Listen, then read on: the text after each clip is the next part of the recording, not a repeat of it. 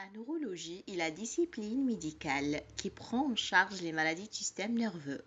Le système nerveux comprend le système nerveux central, qui est le cerveau et la moelle épinière, et le système nerveux périphérique, les nerfs crâniens et les nerfs des membres, et le système nerveux végétatif. Les fonctions assurées par l'ensemble de ce système sont conscience, sommeil, fonctions intellectuelles, communication et langage, comportement, contrôle du mouvement et perception sensorielle, et la douleur, régulation des organes internes. La neurologie recouvre ainsi une vaste palette de maladies dont la complexité exige une extrême rigueur dans les démarches diagnostiques et thérapeutiques.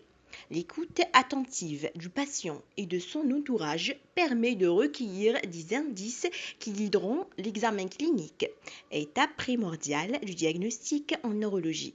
Cette démarche permet de déterminer les examens complémentaires appropriés et leur degré d'urgence. Alors, la neurologie est la spécialité médicale clinique qui étudie, bien sûr, comme je l'ai dit, des maladies du système nerveux et en particulier du cerveau.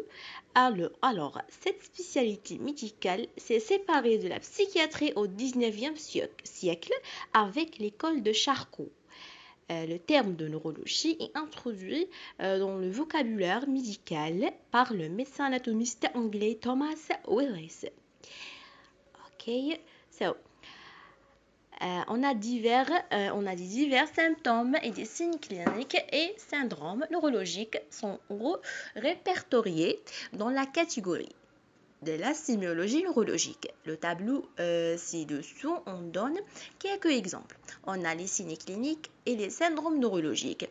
Les signes cliniques, on a par exemple l'abasie, adiadochocynésie, agnosie, allodynie, amnésie, amyotrophie, anesthésie, aphasie, apraxie, ataxie, les crampes, décérébration, décortication et la douleur, etc.